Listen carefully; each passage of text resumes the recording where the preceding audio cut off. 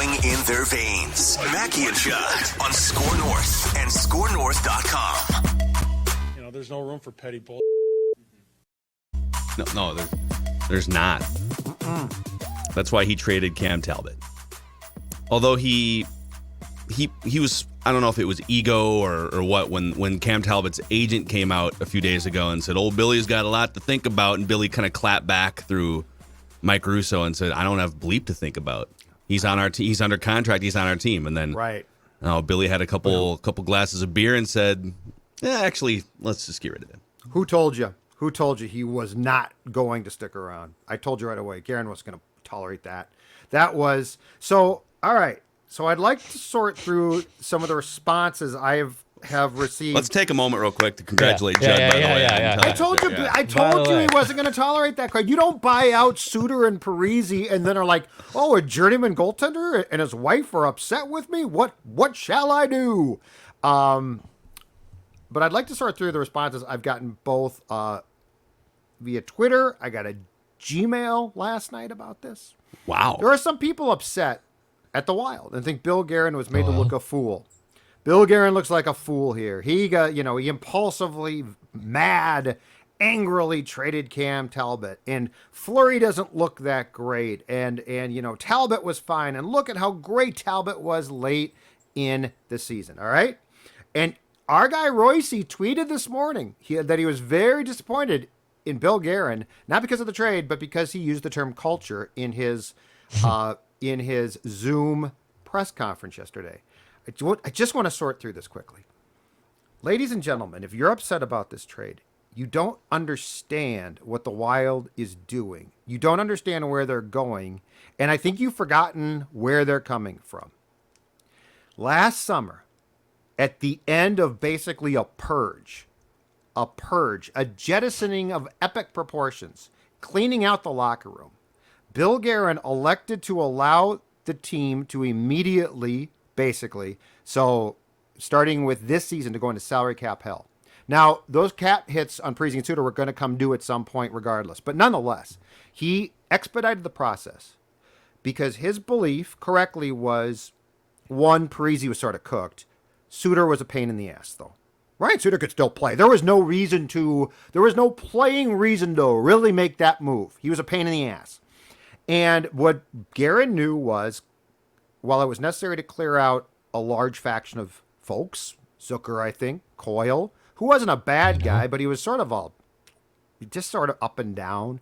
But they had all become part of the fabric of this me first. Why am I not? What's going on with my ice time? Why is my agenda not being served? Why are we not having pasta? I wanted pasta. Talk to my agent about my playing time. Exactly. Okay, Zach. So he bought out what were considered, when they were signed here, to be 2-star players.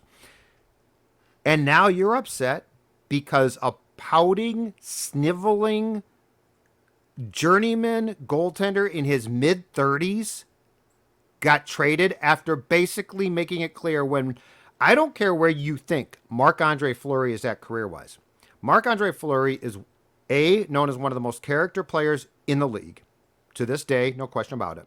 And 2, 3-time Stanley Cup champion who's going into the Hall of Fame first ballot. And for Cam Talbot, a journeyman, again, let's not act like they just traded away Shesterkin. Oh my God, Shesterkin wasn't. Oh, how could you trade him? You traded away a guy that bounces around. And now I know why, going into his 10th year, he's played for like 5 teams. He's a shelf life guy. After his wife took to social media, and by the way, I'm not blaming her, but Kelly Talbot did something that very few people within families do. So, like, this is not dumping on the wife. This is dumping on a couple that is willing to basically go public with their concerns that a middle-aged guy in hockey speak is not playing a lot. This was Guerin's only move. Like, I don't know, what did you people think? That Talbot was really good still? Did you really think that he was going to come back? He played well after they got Fleury. Do you know what that is? I told Dex this on the emergency JHS that you can find yesterday. That is the biggest red flag of all time. That is the old school Wild, which is, well, playing well and I really didn't care, but now you've gone and gotten flour, so I'm going to show you. That is the very essence of the furious rallies, which is the I'll show you now. Okay, well, if you could have shown me now, why didn't you show me then? Yeah. So I don't know. What do you folks think that Cam Talbot, Ken Dryden did not just leave the building. You just basically sent a guy to Ottawa. That's your problem, Cam. Because he essentially showed his true colors. I think it was the only choice. And if Bill Guerin had bit the bullet and been like, oh, okay, what's the message? The message is then like, oh, okay, he's doing a lot of talking, but his words aren't matched by his actions. I think all you need to do with Cam is show him, listen, guy, all right, we traded for Marc-Andre Fleury on March 27th of last season. We started having conversations with other teams about available goalies, including the Blackhawks and Marc-Andre Fleury, about 2 weeks before that, because I'm kind of making this up. But, a couple weeks before the trade deadline, it was pretty evident that we needed a goalie. And so, Cam, I want you to take a tour here through the 16 games leading up to trade deadline discussions from the middle of December through the middle of March, which is, what's my math there? That's a 4-month stretch where you played 16 games and gave up at least 4 goals in 9 of the 16 games, including 2 6 spots back-to-back against Dallas and St. Louis, teams that you're fighting for playoff position against about halfway through the season. And so it's like, yes, he got red hot after that. I definitely understand. Okay, listen, I'm playing really well. I deserve a chance. Okay, that's fine. But the way that he played in the 4 months leading up to that Marc-Andre Fleury trade set all this in motion. And then I think what he's mad about is, well, Fleury wasn't exactly lighting it up down the stretch, and they just blindly went with him in all the playoff games. Why not give me a chance? Well, this was supposed to be your season-long chance. You were supposed to be the goalie in the playoffs, but you couldn't hack it between the middle of December and the middle of March. And so, I don't know, it kind of rubs me the wrong way that now we're going to make it public on social media what a raw deal we're getting here. It's like, no, you played your way into the Wild having to trade for Marc-Andre Fleury. Absolutely. Yes. And Pat didn't like the fact that Guerin brought up the word culture. But that's what this is. This is not... If you are a good executive, and I think Guerin is, I think Tim Connolly is, you want to build a team that can have sustained success. And the most important part is, I don't care if you want to change the word, that's fine. But the most important thing is your culture. What do you tolerate? What don't you tolerate? Who runs the asylum? Because I'll tell you right now, if players run the asylum, you got problems, right? So pick your word. I don't care. But for a goaltender of Cam Talbot's age now to basically have and you know what his agent says, just like with his wife, represents him. Billy's got a lot to think about. To publicly say that, I wouldn't tolerate that. Yeah. And the problem was, as Dex can testify to as well, that was the exact thing Chuck Fletcher always tolerated. How many guys, Declan, did we have who were basically saying, how about my playing time? But here's what we should do. So, to me, this trade was imperative. I thought during the process of when Fleury was acquired and Cam was saying all the right things in the press conference, and it seemed like it was going to be a good marriage. And Guerin even brought up the fact that when this trade happened, he was in communication with Cam that this was going to be a move, and they're getting rid of Kaapo Kakkonen, so you're subtracting to that room, but also you're adding to that room, and obviously a Hall of Fame goaltender in Fleury. And Talbot, I thought, handled it really, really well. But then once they went to Fleury for all the playoff games, which didn't surprise me. I really don't, revisionist history, I don't go back to that series and think, man, if Cam Talbot would have started game 3 and 4, I think this series goes differently. No, it wasn't the goaltending at all. Did Fleury stand in his head and save the Wild? No. But it wasn't on the goaltending. That wasn't the reason why the Wild lost that series of the Blues. It wasn't the biggest chunk of pie, I should say, why the Wild lost that series of the Blues. But for Cam Talbot to then come out and just basically kind of play himself and be like, I'm going to be this bravado guy who was the number one dude before. It's like, dude, you lost your job. You lost you were the number one guy during the COVID shortened season, and you played admirably. You played well. But also this year, you were peaks and valleys. There were stretches where you were great after Fleury was acquired, and there were stretches where you were allowing 4 goals a game for almost a month. So I don't really think you have the self-awareness to sit there and say, I deserve mine. I deserve a raise. Like, Cam, you're 35 years old. You're on your 5th team in the last 8 years. You've carved out a nice career, but have a little awareness that when you re-sign Marc-Andre Fleury, and if you're part of this tandem, great. Like, this is going to be it. It's going to be almost a 50-50 split if you wanted to be here. And then for you to make a fuss that you wanted to raise and you feel disrespected, well, see you later, buddy. Have fun in Ottawa. Yeah. I think my biggest question now for you guys is, okay, Marc-Andre Fleury is going to be 38 years old. What if he's cooked? What if you run him out there and he's just a 38-year-old dude who's a shell of himself, and he's not the same guy that he was in his prime. When he was 30 years old with the Penguins, I think this might have been their 3rd Stanley Cup run season. He had 10 shutouts in the middle of his prime. So he's not that guy anymore. But what if he's cooked? What do they do at that position now? Because it would have been nice to have at least the security of not like Cam Talbot's getting any younger either. But okay, at least if Fleury's cooked, you got Cam Talbot over here. Yep. It's very simple. First of all, the future in goal is Jesper Wallstedt. 1st-round pick in 2021. He is not. I don't think he's going to see a game most likely in the Wild net next season. But make no mistake, I fully expect him to be playing by 2022-23. Or I'm sorry, 2023. So he won't be playing this year, but he will next. And the thing about this that I keep saying is if Talbot's or if Fleury is cooked, the reality is this: the Wild's going to take a step back. I think I don't know why. I think we're teetering on this. Well, 113 points. They still could be really good, right? And the answer might be no. Just look at the formula. Look at the formula. The last season, which was this past season, that they had salary cap room, right? They made go-for-it moves. You're not going to make go-for-it moves every single year. You do it when you see a window of opportunity. Now, it fell woefully short, and that's very unfortunate. And I agree with Dex. It's certainly, the Blues series does not come down to, well, if Fleury plays well, they win. There are a lot of flaws there, and that's unfortunate. But the reality is, Phil, the answer to your question, the Wild's just not good then. I will tell you right now, I have heard that there is a preparation that might be the case. And then guess what happens? You get another good draft pick. And the reason why I'm not upset about the trajectory of this franchise is I urge everybody, look at the last 2 drafts and look at what they have now. The organizational depth as a whole has never been like this, in my opinion, in the history of the franchise. So if you add high draft picks now, a year from now in the draft, which would be June of 23, you're going to add more. Like, you're going to be in good shape, and you're going to have a chance fairly quickly, probably coming out of the cap hell or right before, to really get going. So I think the immediate answer, I guess this will turn some fans off, but I don't care. The immediate answer to your question is next season, if Marc-Andre Fleury stinks, if he is washed up, they might not be good.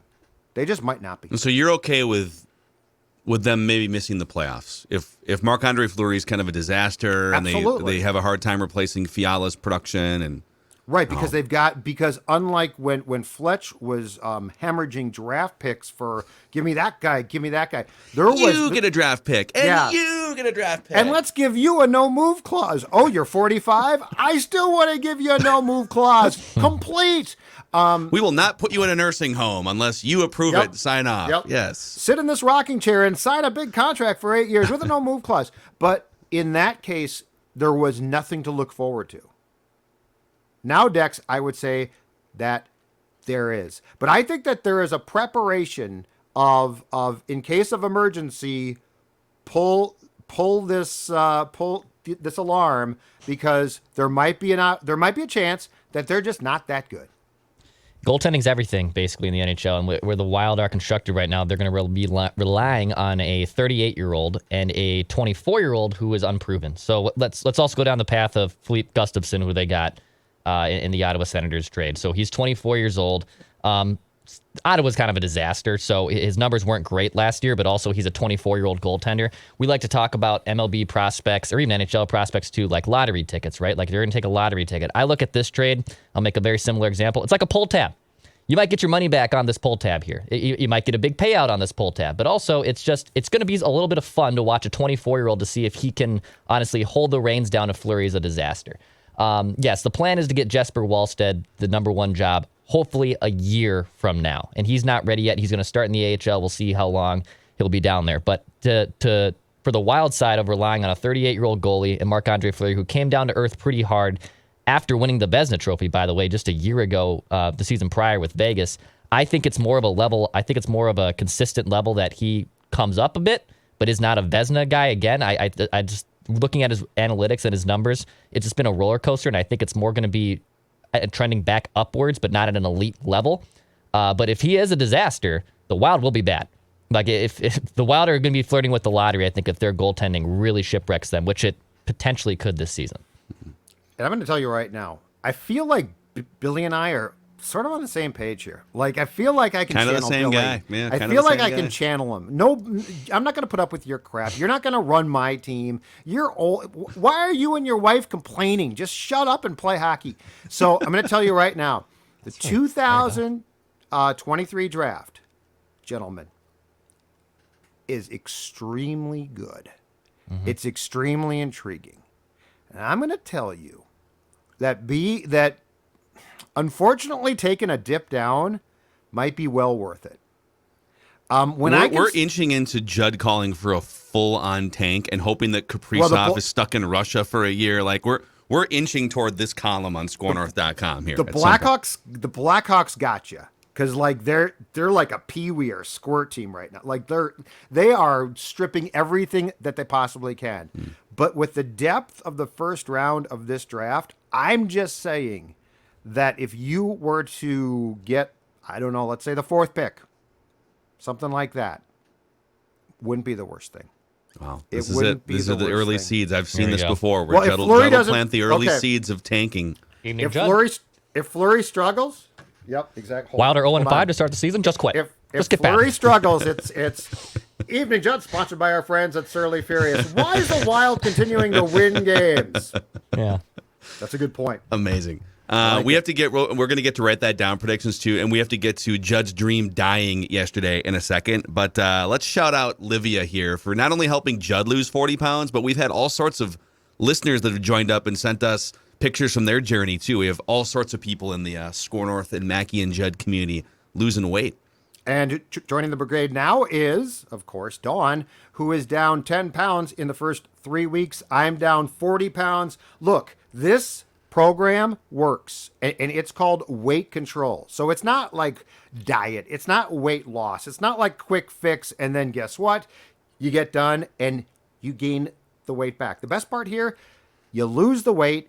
It's actually very simple, and then you go into a maintenance phase, and the most important thing is you keep the weight off. And with their Simple Start plan right now, you get the one-on-one personalized and guided support online or in person, and the Simple Start plan only $59. How about that? You start this thing up, $59. What a bargain. 855-GO-LIVEA, Livia.com. LIVEA.com, inside or outside the state. Check them out. And I'm going to tell you right now, if you are looking to lose some weight, this is the most effective, best way possible. Livia.com. Also, real quick here, our friends at Federated Mutual Insurance Company have been helping organize fundraising efforts for Big Brothers Big Sisters since 2005 with their Federated Challenge. $44 million raised for this wonderful program that helps children facing adversity connect with mentors. They can build these professionally supported one-to-one relationships to help give themselves a brighter future, maybe a better school to go to at some point, better communities, etc. So if you want to find out more or maybe be a big yourself, go to federatedchallenge.org. Okay, that was a fun Malkin episode yesterday, but he just goes right back to Pittsburgh. 4 years, I'm glad. Coward. What a coward. No, you know what? He's going to, I'm sure, end his career there Judd now. That could happen. Good for him. I tweeted this last night. I got a note that basically said, sorry, Judd, didn't happen.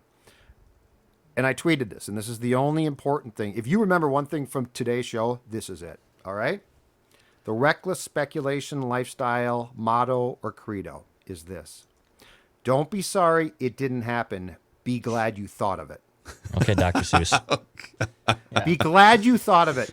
You know, when I was on the beat, right, I was desperate to find out information that was going on that really had that was active. So like I wasn't recklessly speculating. I was trying to find out, and I'm sure Phil had the same experience on the Twins beat, who they were talking to, who might be coming, who might be going. Yeah, I was trying to find out which dumpster bin pitcher the Twins were trying to sign in free agency. Yes, that was. Yeah, or slappy corner outfielder. Mm-hmm. Reckless speculation? No, it's not about that. It's about being a sports detective. And guess what? Detectives, their clearance rate, far from 100%. It's about coming up with what makes some sense and going. Reckless speculation. So yesterday was great. I had no regrets. Good for Gino, but it was still fun. Would you have done a 4-year, 6 point whatever $1 million a year contract? Was he 36? Yeah, I was willing to go. 36? I was willing to go 3 at the most. Yeah, 4 is pushing the term. 2 or 3. Because when the Talbot trade happened, I was like, okay, this is kind of step one. Judd was what was the money they took back from Ottawa? They got Gustavsson for like $800K, so they created. So they cap cleared space. a bunch. So They cleared about $3 million. About $3 million. Because as soon as that went down, I was like, "Oh my God, this might actually be a thing." They're kind of killing 2 birds, 1 stone. They're getting a malcontent out, and they're clearing $3 million for a massive Malkin signing here. But that's okay. Yes, sir. Yeah, you're not going to bat 1,000. But listen, some people thought the Gobert speculation was we didn't invent the Gobert speculation like we do with some things that come to fruition. Right. But somebody did. Somebody floated it as a notion, and then and now it becomes a report and.